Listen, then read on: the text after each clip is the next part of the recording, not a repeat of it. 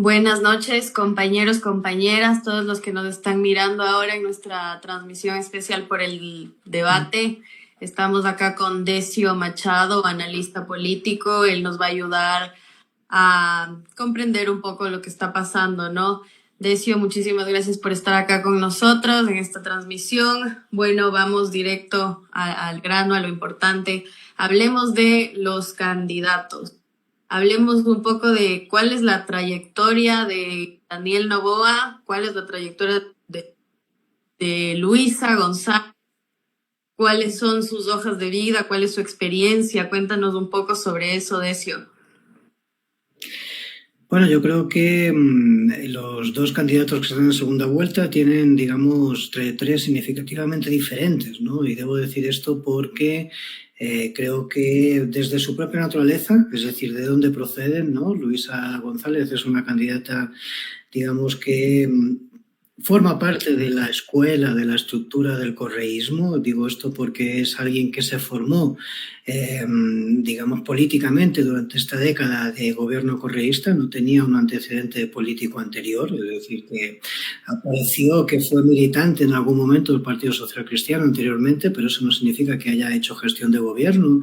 Y por lo tanto, digamos, es, como te decía, el fruto de la escuela de la tecnoburocracia correísta, ¿no? De alguna forma. Yo creo que, y además viene de un extracto popular, es decir, es una mujer que viene de Manabí, madre soltera, en fin, es decir, con una trayectoria significativamente o marcadamente diferente que la del otro candidato, que es Daniel Noboa. En el caso de Noboa, lo que tenemos es, digamos, un candidato que proviene directamente de las élites, es decir, que forma parte del mundo del agrobusiness, que es, digamos, el capital clásico, es decir, históricamente dominante en el país, es decir, no es ni siquiera de los grupos de poder emergentes, sino del histórico, ¿no? Que tiene que ver con el agrobusiness, como decía anteriormente, concretamente el banano, etcétera, más allá de que hayan podido extender, digamos, sus actividades empresariales a otros sectores y que de alguna forma su gestión o su,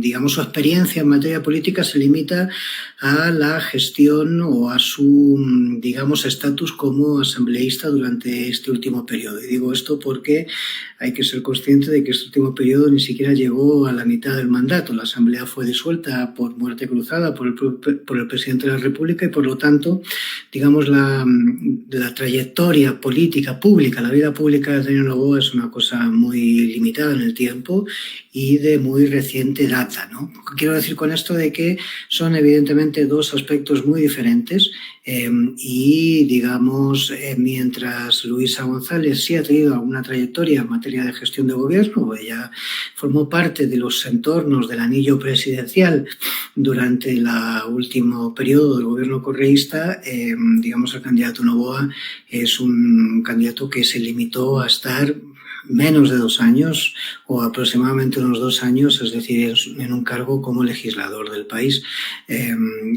Digamos, estos son básicamente los dos procederes, o sea, las dos procedencias diferenciadas más allá de lo ideológico, ¿no? Y ahora, ante esto que nos cuentas, una experiencia marcada y una experiencia a su vez, vamos a conectarlo un poco con lo que proponen estos dos personajes con estas diferencias tan grandes. ¿Qué nos propone Luisa y cuán aplicable es en el poco tiempo que va a tener ella para gobernar en el caso hipotético de que ganara? Y lo mismo, lo propio para Daniel. ¿Qué es lo que proponen y qué es lo que podríamos esperar? Bueno, yo creo que evidentemente ahí hay dos perfiles que también son claramente diferenciados. Uno, que es en el caso de Luisa González, lo que propone básicamente es una vuelta, el retroceder a un pasado, digamos, cercano, de alguna forma, que tiene que ver con lo que ha sido esa década, como hacía referencia anteriormente, de gobierno, digamos, progresista o populista, popular progresista de alguna manera. ¿Qué quiere decir esto? Bueno, pues lo que nos plantea básicamente y lo que nos planteó en la primera vuelta, en esta segunda vuelta Bueno, ahora hablaremos de la campaña, pero de alguna forma lo que nos propone es, de alguna manera, un papel en la gestión del Estado más importante, o sea, un desarrollo más importante en la lógica económica y en la gestión de gobierno, mientras el candidato Noboa lo que plantea es, evidentemente, una visión como más neoliberal de esta cuestión. Y cuando digo esto me refiero a que, evidentemente, entiende de que el mercado es el elemento regulador, digamos, de la vida de lo público, ¿no? Y de alguna forma la oferta y la demanda, y esta visión de que de alguna forma, digamos, lo competitivo estaría en el mercado y no en la gestión tecnoburocrática del Estado. Yo creo que eso es el elemento fundamentalmente diferencial, así a grandes rasgos. Luego, lo que tiene que ver en los grandes problemas que atraviesa el país, yo creo que de alguna forma ninguno de los dos candidatos son expertos. Es decir, que si hablamos en concreto de temas de seguridad, que es como la gran alarma social en este momento en el Ecuador, el gran debate público y la máxima preocupación, es decir, en la sociedad ecuatoriana, pues ninguno de los dos candidatos puede, digamos, alardear de tener, digamos, ninguna expertise en materia de seguridad. Al contrario de lo que pasaba en primera vuelta, donde sí había algunos candidatos que quizás no tuviesen ni idea, es decir, de otros temas que tienen que ver con la gestión de gobierno, había algunos especialistas en materia de seguridad. No es el caso en esta segunda vuelta, y en todo caso, digamos, lo que tenemos son dos lógicas enfrentadas básicamente en esta cuestión. Una es el Estado como motor y desarrollo de la economía nacional y, por lo tanto, del progreso, de la dinamización del mercado interno, de la generación de puestos de empleo, etcétera, y otro que plantea, digamos, que esto se gestiona a través de aquello que Adam Smith llamó la mano oculta, digamos, del mercado, ¿no? Ahora bien, yo creo que hay que entender, digamos, dos cuestiones. Una es que en política actúa una lógica o una ley, digamos que es la ley de Heráclito, ¿no? Es decir, esto decía Heráclito que uno no se baña dos veces en el mismo agua, porque el agua fluye, ¿no? Y de alguna forma yo creo que lo que estamos viendo también en la candidata progresista, voy a llamarlo así, es decir, la candidata correísta, la candidata de la lista 5, Luisa González, es una visión también de que vamos a volver a un pasado que, más allá de valoraciones sobre el pasado, ese es irrepetible. Quiero decir que ni las condiciones del país, es decir, son las mismas de las que hace 15 años, es decir, cuando se instauró el correísmo de alguna forma, o 16 en el 2007, es decir, las condiciones no son las mismas. Y por otro lado, yo creo que los progresismos hoy, en general, en América Latina no son los mismos. Estamos asistiendo, digamos, a esa realidad. Es decir, ni el progresismo existente en Argentina, hoy en crisis, es decir, en la campaña electoral, etcétera, es el mismo progresismo de Néstor Kirchner, ni Lula hoy es el mismo Lula del 2003 en Brasil, y así sucesivamente podríamos ir recorriendo país por país, Bolivia, Nicaragua, Venezuela, etcétera. Me parece que esto es una realidad que de alguna forma está desconfigurada en la campaña electoral, porque evidentemente las campañas electorales tienen, digamos, esta lógica más bien de, digamos, vender oferta, es decir, más bien del análisis profundo de la realidad, que eso no se hace en una campaña electoral, pero evidentemente yo creo que esto es un elemento fundamental que hay que entender. Es decir, que más allá de que Luisa González se reivindique de la década, digamos, correísta, y que plantee esta vuelta al pasado permanentemente, además auspiciada por el propio líder, es decir, del correísmo, que es quien, digamos, gestionó durante esos 10 años el país, yo creo que es importante entender de que esa situación no se va a volver a dar, más allá de valoraciones al respecto, ¿no? Es decir, valoraciones políticas, si eso estuvo bien, mal, o si tuvo sus claros y oscuros, etcétera. Yo creo que esa situación no se va a volver a dar. De alguna forma, me parece que lo que estamos asistiendo es a una segunda vuelta donde, digamos, primero ha perdido mucha, desde mi punto de vista al menos, mucho impacto la campaña electoral. Yo creo que ha crecido el nivel de indecisión en esta segunda vuelta, etcétera, precisamente porque mucha gente que votó por otros candidatos en la primera vuelta todavía no termina de definir el voto. Eso, de alguna forma, es lo que hace importante, o lo que hace que el debate dentro de un rato, es decir, el debate electoral sea, digamos, una herramienta fundamental para decidir, es decir, qué pasa con esos indecisos. Y por otro lado, me parece que hay un voto, digamos, a estos candidatos que más allá del voto duro que puedan tener, es un voto que es un voto sin convicción. Quiero decir con esto de que es un voto, digamos, al menos malo, ¿no? De alguna forma, ¿no? Lo cual, evidentemente, es un problema porque eso lo que viene a significar es que los candidatos, él y la candidata en este caso, no generan, digamos, una gran expectativa dentro de la sociedad ecuatoriana. Esa es la realidad desde mi punto de vista, al menos, ¿no? Claro, justamente esto era algo que te quería preguntar. ¿Por qué crees que las campañas de estos dos actores han sido tan tibias, por llamarlos de alguna manera? Porque no han levantado un ánimo, no han levantado una militancia tampoco. Entonces, ¿cuáles, según tú, son los errores que tienen o los aciertos, si es que los hay? ¿Qué se podría rescatar de la campaña de Luisa? ¿Qué se podía rescatar de la campaña de Noboa? Cuéntanos un poquito. Ya. Yo creo que Noboa tuvo, digamos, un gran acierto en la primera vuelta, que fue el debate presidencial, precisamente, ¿no? Yo creo que el formato del debate presidencial es un formato erróneo, es decir, que si se quiere debatir de política realmente, yo creo que la metodología con la que se desarrolló el debate electoral de la primera vuelta, que es la misma que se va a aplicar en esta segunda vuelta, digamos, no es el más apropiado. A mí me parece que ahí hay un problema por parte del CNE y de este comité de sabios, voy a llamarlo así de alguna forma. Es decir, que, digamos, nombró el CNE, que se supone que tiene, digamos, un componente académico de peso, más allá de otros actores. Sin embargo, se equivoca al repetir el modelo de debate, es una cosa que no quiere aceptar. Es decir, que el primer debate, digamos, tuvo una metodología poco apropiada y por lo tanto vuelven a repetir otra vez esa metodología. Yo creo que, de alguna forma, lo que estamos asistiendo es una campaña en segunda vuelta bastante insulsa, ¿no? Bastante falta de, digamos, de emotividad, es decir, y muy poco esperanzadora.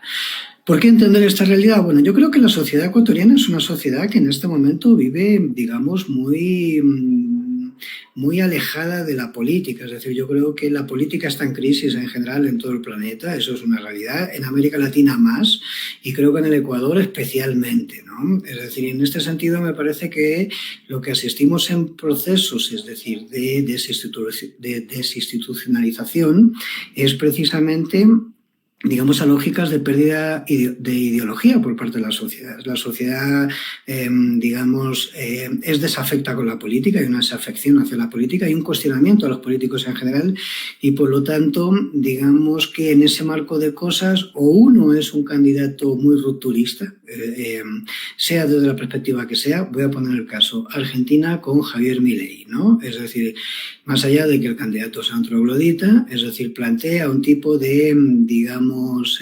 alternativas, planteamientos políticos, compromisos electorales, etcétera, que son rupturistas, que son radicalmente rupturistas. Y eso llama la atención a un target de población determinado que está disconforme, digamos, con su establishment político, con su casta política, con el sistema en general. Eso no es el caso del Ecuador. No tenemos ese tipo de candidatos. Y, por lo tanto, lo que tenemos son candidatos sistémicos. Tanto Luisa González como Daniel Noboa son candidatos del propio sistema. Esto hace que, de alguna forma, si hay una desafección con el sistema, si la gente cada vez se cree, digamos, menos que la institucionalidad, digamos, resuelve problemas, si la gente piensa cada vez más que los políticos tienen sus agendas propias y que esas agendas se priorizan, sus agendas personales, o se priorizan por encima de los intereses, digamos, colectivos de la sociedad, del pro común, de alguna forma el candidato, en lugar de vender ideología y grandes posicionamientos ideológicos o grandes promesas electorales, lo que vende más bien es otro tipo de elementos que tienen que ver con, digamos, ser simpático, ser bonito, ser deportista, caer bien, intentar ser parecido a la sociedad, decirnos que son parecidos a la sociedad, etcétera. Y yo creo que eso es el tipo de campaña que estamos asistiendo fundamentalmente en la segunda vuelta. Una campaña como muy como que le falta mucha enjundia, que no tiene profundidad y donde los candidatos están jugando más bien, digamos, a lo simpático, ¿no? Es decir, que si hacen deporte, que si son unos bacanes, es decir, que si son gente chévere y digamos, cercana a la gente, ese tipo de cosas que son cosas evidentemente superfluas, voy a decir la verdad, es decir, sobre todo en un país que tiene una crisis de carácter multidisciplinar, como es el caso del Ecuador, ¿no? Es decir, que no solamente es una crisis de seguridad, sino es una crisis muy amplia, es una crisis que tiene que ver con el medio ambiente, es una crisis que tiene que ver con lo económico, es una crisis que tiene que ver con los valores, es una crisis que tiene que ver con la política, con el sistema institucional, con el sistema cultural, etcétera. Me parece que lo que estamos asistiendo es una campaña de este tipo. Y por eso, de alguna forma, la gente votará el día 15 de noviembre, posiblemente con una mano en la nariz y otra en la papeleta. Quiero decir con esto de que votará a quien considera menos malo y votará así porque en el Ecuador es obligatorio votar. Es decir, que si no fuese obligatorio votar, posiblemente tuviésemos un ausentismo electoral superior al 60% el día 15 de octubre. Sí, totalmente. Me quedé pensando en lo que habías dicho de este formato del debate, que parece también que hay una intencionalidad ahí de que no se discutan ideas, que no se discutan a fondo proyectos, incluso conceptos. Y me parece que los medios de comunicación también han tenido muchísimo que ver en esta configuración, porque como bien dices, veo que sí, en efecto hay una especie de derechización de las sociedades, no sé si se podría llamar de ese modo. ¿Cómo explicamos también este vuelco a la derecha? Por ejemplo, en el caso particular del Ecuador, venimos de un gobierno, de un banquero, de un empresario completamente neoliberal, y la gente continúa creyendo que Noboa es una salida. ¿Cómo podemos explicar esta situación? Ya. Bueno, yo creo que Noboa ha hecho bien una cosa durante la campaña electoral y es intentar desmarcarse de la imagen de Guillermo Lasso. Quiero decir con esto de que eso lo han trabajado y lo han trabajado el conjunto de candidatos. El candidato de continuidad de Guillermo Lasso era Fernando Villavicencio. Específicamente, son muchos los candidatos de continuidad del sistema, ¿no? Es decir, pero el que, digamos, aparecía apadrinado por el propio gobierno de alguna forma, aunque no se dijese públicamente o clara o explícitamente, era Fernando Villavicencio. Sin embargo, hoy ves cómo hace unos días mismo su cabeza de lista a la asamblea, el general Carrillo el Patricio Carrillo sale públicamente a cuestionar a Lasso, va a decir que él, digamos, lo sacaron del gobierno porque planteaba, digamos, transparencia en las lógicas de los cuerpos de seguridad y que eso no lo quiso aceptar el gobierno de Lasso. Bueno, todo esto son, digamos, esos relatos, ¿no? Voy a hablar en estos términos, digamos, esos relatos políticos o discursivos que de alguna forma lo que pretenden es distanciarse de Guillermo Lasso. ¿Por qué? Pues porque evidentemente Guillermo Lasso ahora mismo a quien le pone el brazo encima se le convierte como un ancla, ¿no?, que le lleva al fondo del mar, es decir, porque es un tipo, digamos, tremendamente desprestigiado en la política nacional. Me parece que esta es la realidad de la segunda vuelta. En la segunda vuelta el candidato de Lasso evidentemente es Daniel Noboa. No significa que la otra candidata sea antisistémica, simplemente, digamos, hay más similitudes, más encuentros. Es decir, el electorado de Guillermo Lasso, lo que le queda al electorado de Guillermo Lasso, evidentemente, es un electorado incondicional que va a votar en la segunda vuelta, digamos, por Daniel Noboa, porque es un electorado anticorreísta, etcétera. Entonces, en este sentido, me parece que, digamos, lo que sí ha acertado estratégicamente Noboa es enmarcar esas diferencias. Noboa tiene un problema, es decir, y es su binomio fundamentalmente, porque si bien él busca hablar lo menos posible de política, no hay más que deconstruir el discurso de Noboa para darse cuenta de que de lo que menos habla es de política, su binomio, que pretende ser una especie de Milei, voy a volver a hacer referencia a este personaje, ¿no?, argentino, es decir, es una especie de Milei femenino andino, digamos, ¿no? Es decir, es una señora que digamos, mama y de alguna forma exhala, digamos, ese espíritu anarcocapitalista, voy a llamarlo así, es decir, esto de que el Estado debe estar reducido a su mínima expresión, es decir, de que el Estado no tiene que gestionar lógicas, digamos, asistencialistas, ni tiene que dotarnos de educación, ni tiene que darnos cobertura, digamos, de salud y cosas, o sea, elementos tan grotescos como esos, es decir, esos los expresa permanentemente, digamos, esta señora Verónica Abad. Es decir, yo creo que ahí es donde, de alguna forma, ha tenido su punto débil, digamos, Noboa, o el punto más débil Noboa dentro de esta segunda vuelta. Y digo esto porque puntos débiles tiene muchos, ¿no? Los discursos de Noboa públicos, es decir, cuando ha hecho visitas a territorio, etcétera. Digamos, los discursos de tarima de Daniel Noboa suelen ser muy cortos en el tiempo, es decir, tiene un problema, digamos, para hacer un meeting, para construir un discurso, para plantear sus alternativas, etcétera. Una cosa es el debate con un formato de 1 minuto para preguntar, para contestar, etcétera. Quiero decir, una cosa es eso, que uno se aprende esa metodología, es decir, de la mano de los consultores políticos, es decir, de los especialistas en esas técnicas, y otra cosa es, digamos, enfrentarse con la población. Al revés de lo que le pasa a Luisa González, que viene de otra tradición, que es la correísta, que es una tradición más de tarima, más populista. En el caso de Noboa, lo que nos encontramos es que tiene esas limitaciones argumentales, de alguna manera, ¿no? Esto es lo contrario que le pasa a su binomio, es decir, que tiene, digamos, incontingencia verbal, vamos a llamarlo de esta forma, ¿no? Yo creo que ahí es donde está uno de los eslabones complicados de Noboa.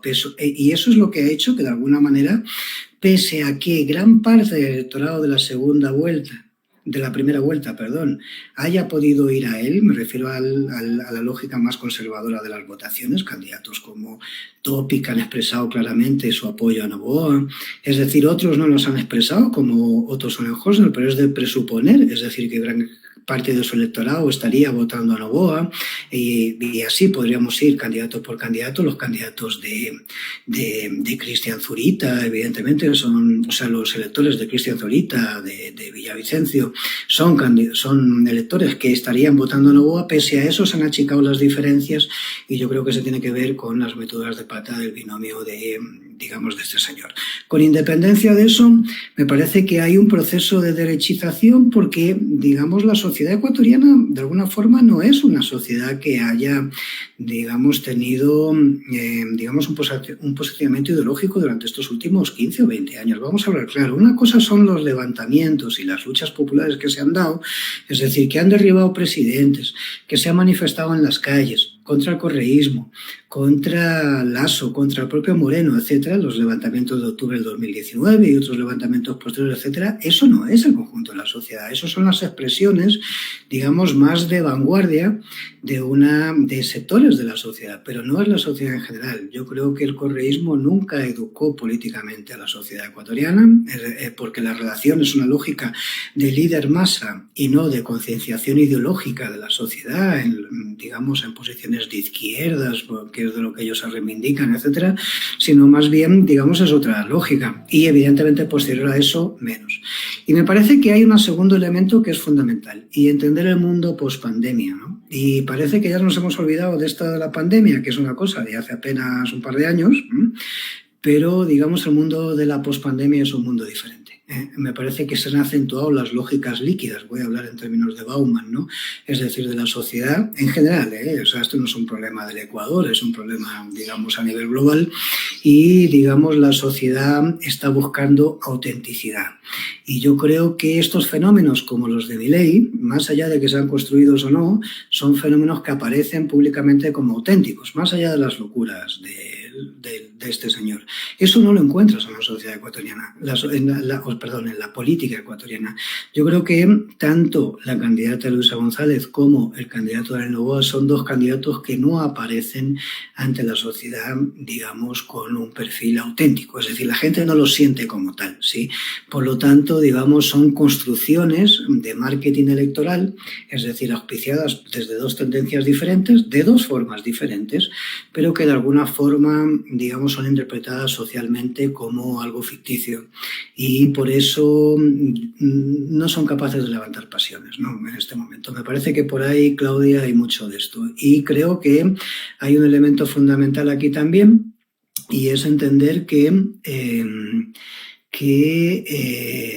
digamos, hay una lógica generalizada a, digamos, posicionamientos conservadores por una razón muy concreta. Porque si hay una desafección con la política y hay una desafección con el sistema político en general por parte de la sociedad, pues la sociedad ya no se cree el sistema político, porque vivimos una democracia cada vez más deficitaria en su calidad. También, digamos, quienes están posicionándose hoy como alternativas al sistema, digamos, existente, lamentablemente son sectores muy conservadores. Es decir, o sea, la izquierda lo que ha hecho ha sido integrarse en el sistema. Y creo que ahí se explica de alguna forma este corrimiento hacia la derecha por parte de la sociedad. La sociedad está encontrando respuestas antisistémicas en posiciones ultraconservadoras y no, digamos, en posiciones, digamos, revolucionarias de izquierdas, que fue lo que clásicamente ha cuestionado el sistema históricamente durante toda la existencia de los 200 años de capitalismo, ¿no? Claro, y porque además, como bien dices, estos candidatos no provienen de la voluntad de las bases, porque ni siquiera hay bases, es decir, no hay una militancia, no hay organización política fuerte ni del lado de Luisa ni del lado de Noboa, porque por lo menos en Argentina los libertarios tienen pues son 30% de la población. Entonces hay una militancia, ya sea en redes sociales, en TikTok, en internet, lo que sea, pero existe una forma de organización.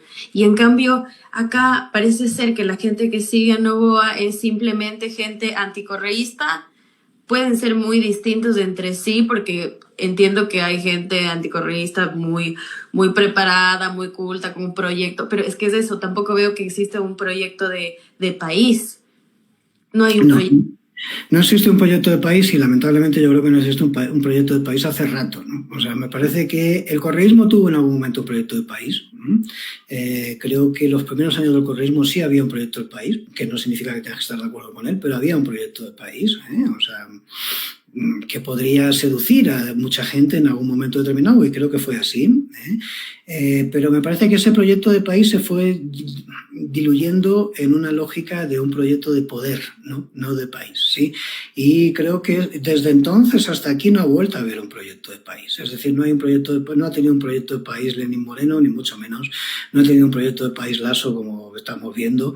Es decir, y tampoco tiene un proyecto de país Noboa. Y me parece que lo que estamos asistiendo con la candidatura de Luisa González, de alguna forma, es también la continuación de eso, ¿no? Un proyecto de país que se diluyó en un proyecto de poder, y lo que hay es una intención de volver al poder por parte de una sensibilidad política concreta y de un líder concreto, que es el que dirige esa sensibilidad, pero eso no significa un proyecto de país.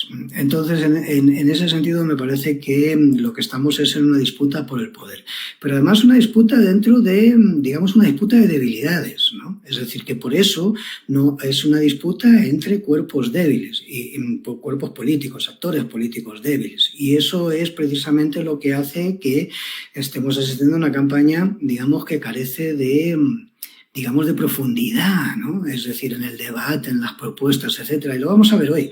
Hoy seguramente lo que nos encontremos dentro de unos minutos será posiblemente muchos descalificativos, es decir, pues, digamos, propuestas así de carácter populista, es decir, para que la gente quiera huir, etcétera, y muchas acusaciones sobre si usted, digamos, forma parte de una empresa que explota niños, es decir, en las plantaciones bananeras, y el otro diciendo que se forma parte de una lógica de corrupción institucional, o cosas de ese tipo que son de las que se han acusado unos y otros, digamos, durante la campaña electoral. Me parece que eso es lo que vamos a ver, y no un gran debate de propuestas donde, como tú bien dices, esté, digamos, inmerso, transversalizado una propuesta de país, porque no hay una propuesta de país. No la hubo en la primera vuelta por ninguno de los 8 candidatos y menos la hay en esta disputa ya binaria de la segunda vuelta, ¿no? Sí, no hay proyectos nacionales, hay proyectos personales, que también creo responde mucho a la lógica propia este neoliberalismo que estamos viviendo, como la internalización del neoliberalismo y estas reacciones son propias de eso, ¿no? ¿Qué podemos decir también de los indecisos? ¿Qué está pasando con ese sector? Los indecisos, ¿cuál sería la tendencia? ¿Qué piensas tú? Porque esto es algo que preocupa bastante, porque es una población importante la indecisa y es una población que podría incluso llegar a decidir el resultado final. Entonces, ¿qué está pasando? Sí, sin duda, sin duda. Quien va a decidir el resultado final son los indecisos. Es decir, yo me creo más las encuestas, te digo honestamente, de quienes plantean que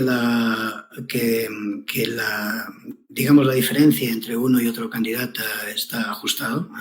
Y creo que efectivamente quien va a decidir el próximo presidente de la República o presidenta van a ser los indecisos.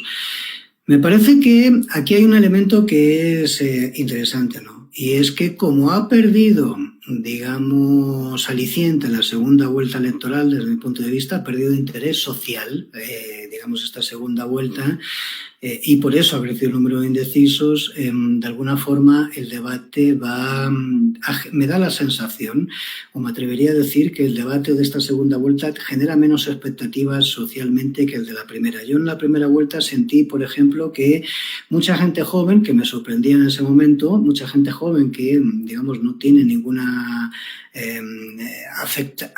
ninguna afección a la política, sino más bien desafección, es decir, que siente que son todos lo mismo, etcétera, sí quiso ver el debate en la primera vuelta y me da la sensación, desde un punto de vista sociológico, que esto no pasa en la segunda vuelta, o que ha mermado esto en la segunda vuelta, ¿no? Es decir, que hoy hay menos gente pendiente de a qué hora es el debate y a ver qué pasa y no sé qué. Me parece que esto ha bajado de intensidad. Aún así, efectivamente, el debate no solamente se gana en el debate, se gana en el postdebate, ¿no? Es decir, y esto es una lógica, digamos, de estrategia electoral. Hay mucha gente que ve el debate, pero hay mucha más gente que ve el postdebate. Cuando me refiero al postdebate, me refiero a todas las cápsulas y la batalla que se desarrolla en las redes sociales de lo que pasó en el debate, que ya es una lógica conducida. Es decir, uno le saca las fallas al contrario, o, digamos, la gran frase que sacó tu candidato o tu candidata, y el otro hace lo mismo contra ti o a favor de su candidato, etcétera, y ahí se hace, digamos, una pugna, una disputa, digamos, en redes sociales. Me parece que ahí va a estar, más que en el debate, en ese postdebate, va a estar gran parte de lo que va a pasar, digamos, el día 15, ¿no? De lo que va a decidir lo que pasa el día 15, y eso, como comprenderás, depende más de las habilidades de los community managers y de los estrategas digitales que realmente digamos, de la lógica política, de los planes de gobierno o de incluso las capacidades de los dos candidatos presidenciales. Fíjate tú, es decir, o sea, que esto se va a decidir al final en una lógica de mercadotecnia, es decir, más que en una lógica, digamos, política realmente. Me parece que así hemos llegado a esta segunda vuelta. Bueno, pues no es nuevo esto, o sea, esto forma parte de las dinámicas de las campañas electorales hoy, es así. Es decir, y me parece que, digamos, esto es lo que estamos viviendo en el Ecuador. La segunda parte de esto es que hay que entender que estos indecisos son fundamentalmente gente joven. Es decir, lo eran en la primera vuelta y que es ahí donde supo enganchar Noboa, en el debate y en esta lógica de que él es el candidato más joven, es un tipo con 35 años, etcétera, que aunque no tenga nada que ver con la población joven de este país, digo, porque él viene de unas élites, es decir, está casado con una señora rubia. En el Ecuador apenas hay señoras rubias, es decir, vive, ¿no?, en una mansión. En el Ecuador no vivimos en mansiones, ¿no? Y todo ese tipo de cosas que ya sabemos, es decir, digamos, de alguna forma despertó así como que podía ser, digamos, lo más, digamos, que era algo joven, era como diferente, era como el outsider, pese a que no fuese un outsider, pero como su trayectoria en política es muy corta, pues aparecía como algo diferente a otros otros que sí formaban parte, digamos, del establishment político, que sí son gente que de alguna forma ha vivido mamando de la teta del Estado. Voy a hablar en estos términos así, perdóname, ¿no? Quiero decir, entonces me parece que de alguna forma esto es lo que está intentando repetir Novoa, y hoy lo que veremos es cómo han sido las estrategias planteadas con los estrategas de las campañas, es decir, qué es lo que lo que vamos a ver expresado en el debate. Yo creo que esta campaña electoral la gana quien menos errores cometa hoy. Y lo voy a decir así de claro. Vamos a ver cómo se enfrenta, cómo es esa disputa. No tengo ni idea de cuáles serán las estrategias de uno y de otro, pero lo que sí digo es que quien menos errores cometa hoy será quien gane la campaña electoral, porque hoy nadie va a enamorar al electorado ecuatoriano. Es decir, lo que vamos a ver es quién no se equivoca o se equivoca menos, digamos, en esta hora y pico que durará este debate. Bueno, también como para ir cerrando, algo que pensaba, que se subestima un poco, creo, a la juventud, porque tal vez es esa una de las razones por las cuales la juventud no se terminó de enganchar para esta segunda etapa, porque los candidatos se quedaron en la superficialidad y capaz que los jóvenes que estaban muy interesados en el primer debate, los que se pusieron a producir memes, contenido, reels, tenían un interés ahí.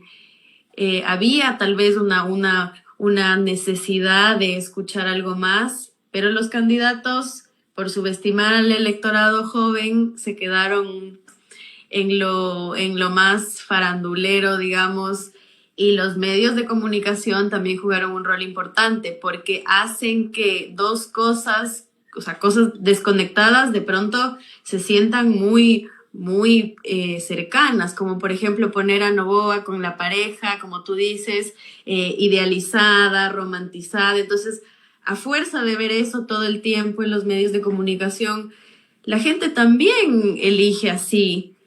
Hay una responsabilidad muy grande. Y es no. Por supuesto, sí, totalmente de acuerdo contigo. Y además te voy a decir, cuando la fuerza de, digamos, un electorado emergente, que en este caso en el Ecuador son los jóvenes, ¿no? Digamos, no encuentra, digamos, expresión política, digamos, en una disputa electoral, ¿qué es lo que pasa en este momento? Es decir, que, digamos, los jóvenes no se identifican, es decir, con ningún candidato en concreto, porque no sienten que nadie les esté hablando, ni realmente les esté representando de verdad, ni, digamos, haya un discurso que tenga que ver con las preocupaciones de este sector, ¿no? Es decir, que, como digo, es el más importante ahora mismo, el target electoral con más peso en el Ecuador, etcétera. La ley, digamos, electoral, o sea, la ley en la política es que esto tiende a votar por candidatos nuevos, ¿sí? Aunque no se identifique con ellos, simplemente porque entiende de que ya no forman parte de esa casta política, de ese establishment político, ¿no? Y que es algo nuevo y, bueno, hace una apuesta, ¿no? Ahí, sin necesariamente, digamos, sentirse representados por ellos, pero de luego no vota por lo ya existente. Y ahí está la disputa. Y yo creo que esto es una parte de lo que hemos visto en la segunda vuelta, este intento de rejuvenecer de alguna forma a la candidata correísta. Cuando digo rejuvenecerla no me refiero a una cosa de edad, sino de rejuvenecerla, digamos, en las lógicas de ellas, ¿no? Tener un discurso menos convencional, como más fresco, más así, ¿no? Como más, ¿no? Más cotidiano, más así, como más informal, etcétera. Y esto es lo que hizo muy bien Novoa en la primera vuelta, que era presentarse como lo nuevo, pese a que, de alguna forma, por su juventud, pese a que había sido ya asambleísta, o ha sido asambleísta, digamos, y mantiene, digamos, esa filosofía estratégica en la segunda vuelta, que es acertado desde el punto de vista estratégico electoral. Entonces, digamos, hoy lo que vamos a ver es eso, es a alguien reivindicándose de un pasado, pero posiblemente ya Luisa González no nos hable tanto de antes estábamos mejor, ¿no? Es decir, que fue este discurso de la primera vuelta. Posiblemente hoy, o al menos creo yo que debería ser así, la reivindicación no sea tanto mirando para atrás, ¿no? Porque el correísmo tiene un problema, digamos, y es que sufre de tortícolis, es decir, permanentemente está, ¿no?, mirando para atrás, ¿no?, y diciendo que ¿no?, hay alguien más bonito que yo en el espejo, etcétera, ¿no? Y, digamos, o al menos creo yo que eso sería lo de Coau, sino que intente proyectar hacia el futuro, es decir, como una figura emergente en política, porque además una de las debilidades de Luisa es que tiene que desconectarse del líder, si no es capaz del líder de ellos, ¿no? Del expresidente Rafael Correa. Si ella no es capaz de demostrar que es una figura autónoma Rafael Correa, más allá de que lo sea o no, esto le pesa en contra, ¿no? Precisamente porque la gente más joven, vuelvo a repetir, no se siente identificada. Y el correísmo ha tenido un problema enorme en esta campaña electoral para sintonizar con los sectores jóvenes. Enorme. Y eso significa que el correísmo ha envejecido, ¿no? Es decir, si el correísmo ganó en el 2007 con los votos de los jóvenes, estoy pensando al principio de todo esto, hoy no. Es decir, hoy no consigue. El voto de los jóvenes se los llevó Noboa. Se los llevaron otros candidatos también, ¿no? Pero se los llevó Noboa en la primera vuelta. Eso fue lo que le hizo entrar en la segunda vuelta. Y yo creo que si Noboa consigue quedarse con ese voto joven en la segunda vuelta, será el que gane. Y por lo tanto, lo que está en disputa es el voto joven. No es el voto anticorreísta o correísta. Ese ya está decidido. El voto en disputa es el voto que está por encima del clivaje correísmo-anticorreísmo. Es un voto que además entiende que el correísmo y anticorreísmo es lo mismo. Es decir, ¿de qué le están hablando? Pues estos señores están todos en otro planeta, ¿no? No están viviendo la realidad que vivimos nosotros. Es decir, que somos una generación no future, ¿no? Es decir, que no encuentra futuro, que no tiene un horizonte, ¿no?, de esperanzas, que no sabe ni qué estudiar, porque ¿para qué? No sabe, ¿no? Tal, o sea, ese tipo de cosas que son la realidad que vive la población más joven de este país, ¿no? Es decir, que es una población, digamos, que no tiene, digamos que tiene esperanza, porque los jóvenes tienen esperanza en el futuro, son optimistas con el futuro siempre, pero no ven. O sea, realmente es una esperanza porque hacen una apuesta, porque les queda una vida por delante, pero no porque vean por dónde, ¿no? Y me parece que ahí es lo que está en disputa hoy y, por lo tanto, una parte del debate y una parte de lo que veamos hoy en el debate deberíamos entenderlo en esa clave. Le van a hablar a los jóvenes. Porque, vuelvo a repetir, los jóvenes no son ni anticorreístas ni procorreístas. Es decir, los jóvenes están en otra cosa y, digamos, el debate hoy lo que vamos a ver posiblemente sea mucho mensaje dirigido a esos jóvenes con esa proyección de futuro y se equivocaría mucho el correísmo, no creo que lo hagan, la verdad. Es decir, de estar proyectándose en el pasado. Pueden hacer alguna referencia porque es una lógica de reafirmación, ¿no?, de identificación, pero no creo que, digamos, se base en un discurso de estos de antes estuvimos mejor o volvamos al pasado o no sé qué, porque si hacen eso, evidentemente, habrán perdido el debate. Claro, si es que sirvió todo el coaching político y el marketing político del que hablábamos, seguramente no vamos a escuchar, ya lo hicimos y lo volveremos a hacer muchas veces. Entonces, bueno, Decio, te agradezco muchísimo, te agradecemos un montón por tus palabras, por tu análisis, muy interesante siempre, te seguimos bastante y gracias. Aquí les dejamos a los compas que nos van a hablar un poquito sobre encuestas, números.